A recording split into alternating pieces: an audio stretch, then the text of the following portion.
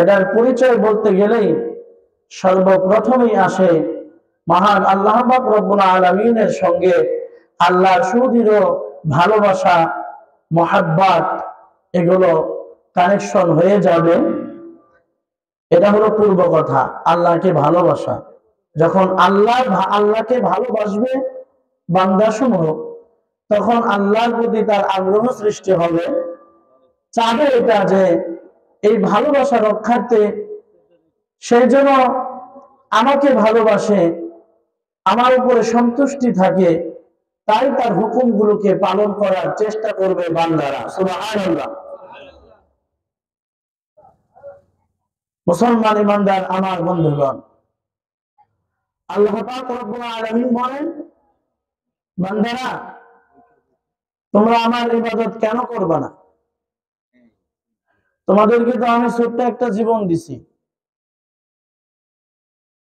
একদিন তোমরা ছিলে না, তোমাদের অস্তিত্ব ছিল না, তোমাদের মা বাবাও জানতো না সুন্দর এরকম একটা সন্তান দুনিয়াতে আসবে, এরপর এই সন্তান ঈমান গ্রহণ করবে। এটা তোমার পিতা মাতাও জানতো না, আর তোমার তো অস্তিত্ব ছিলই না। অতঃপর আমি তোমাকে জীবন দান করেছি, এই জীবন পায়া মনে করলা যে এই জীবন আর ছাড়তে হবে না, এই দুনিয়া ছাড়তে হবে না, এই জীবন বুঝি শেষ হবে না। দুনিয়ার মা চিনলা, বাবা চিনলা, স্ত্রী চিনলা, সন্তান চিনলা, আত্মীয় স্বজন খুব চিনলা, কিন্তু তোমার মালিককে চিনলা না, যিনি তোমাকে সৃষ্টি করেছেন। সুবহানাল্লাহ। আমাদেরকে কে সৃষ্টি করেছেন? যদি বলেন কে সৃষ্টি করেছেন? আল্লাহ তাআলা সৃষ্টি করেছেন। আমাদের খালিক মহান আল্লাহ পাক রব্বুল আলামিন, আমাদের সৃষ্টিকর্তা, আমাদের বিধানদাতা মহান আল্লাহ তাআলা। আল্লাহ পাক রব্বুল আলামিন ডাক দিয়ে বলেন, তোমাদেরকে তো আমি স্মরণ করাই দেওয়ার জন্য একখানা কিতাব দিছি, এই কিতাবটা পড়ো। এই দুনিয়ার জীবনটা কি, এটা কি চিরস্থায়ী, না এই দুনিয়া ছাড়তে হবে? এই দুনিয়াটা ছাইরা কোন যাইবা? তুমি সফল কাম হবা, না তোমার জিন্দেগি বিফলে যাবে? এটাও আমি আল্লাহ পাক রব্বুল আলামিন কোরআনুল কারীমের মধ্যে উল্লেখ করে দিয়েছি। সুবহানাল্লাহ। অতএব পড়ো বান্দারা আমার, পড়ো সূরা আলে ইমরানের 185 নম্বর আয়াতটা পড়ো। তোমার শেষ ঠিকানার খবর তুমি পাওয়া যাইবা। এ বান্দা তুমি পড়ো, আল্লাহ রাব্বুল আলামিন বলেন, কুল্লু নাফসিন যায়িকাতুল মাউত। আল্লাহু আকবার। আল্লাহ পাক রব্বুল আলামিন বলেন, ও মানুষ, তোমার আমি বোঝানোর জন্য এখানে কুল্লু শব্দটা ব্যবহার করলাম। এই দুনিয়ার জমিনে শুধু নয়, আসমানে ও জমিনে, জমিনের নিচে, আসমানের উপরে যত প্রাণী আমি আল্লাহ তাআলা সৃষ্টি করেছি, যারা এই প্রাণী দুনিয়ার জমিনে এসেছে, তাদের এই দুনিয়ার জমিন ছাড়তে হবে। তারা সকলে মৃত্যুর স্বাদকে আস্বাদন করবে, মৃত্যু তাদেরকে পাকড়াও করে ফেলবে। এই দুনিয়ার জমিন, মৃত্যু তোমাদেরকে দুনিয়ার জমিন থেকে সারা করে দিবে। মৃত্যুর ভয়াবহতা তোমাদের সামনে চলে আসবে,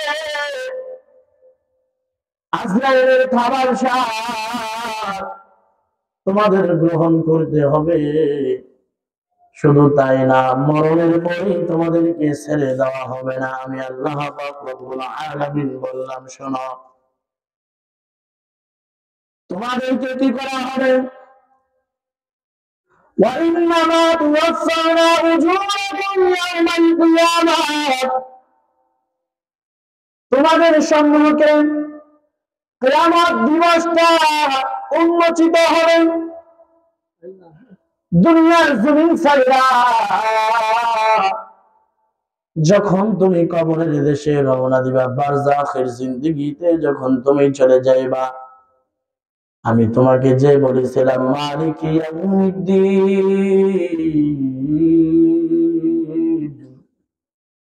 বান্দারে আমি কিন্তু কিয়ামত দিবসের মালিক।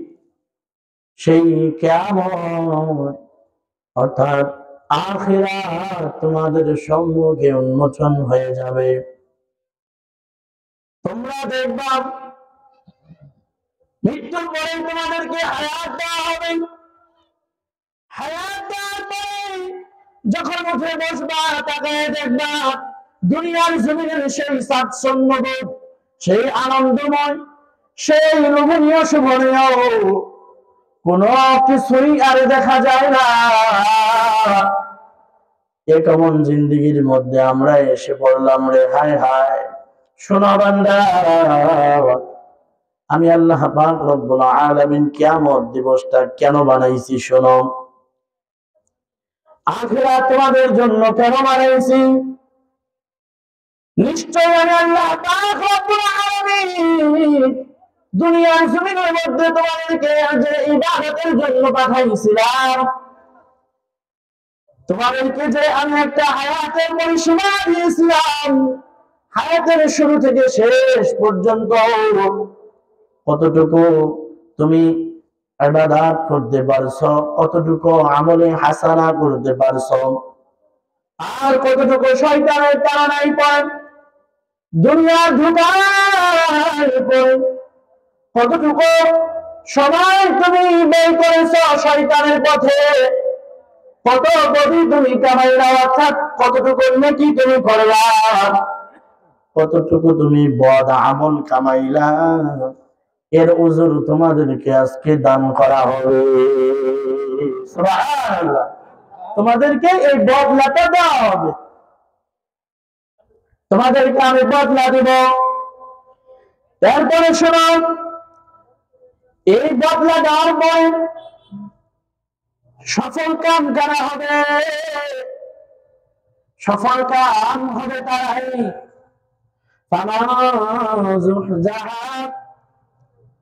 فمن زحزح عن النار وأدخل الجنة فقد فاز। سبحان الله বলেন।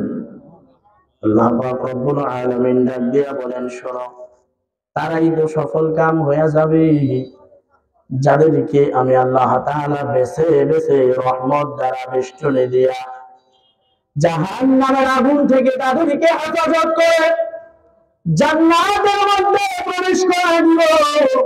তারাই হলো সফল কাম বান্দা। সুবহানাল্লাহ, তারাই হলো সফল কাম বান্দা। কারা সফল কাম? যারা জাহান্নামের আগুন থেকে বেঁচে আল্লাহর রহমতে জান্নাতের মধ্যে প্রবেশ করলো, তারাই হলো সফল কাম।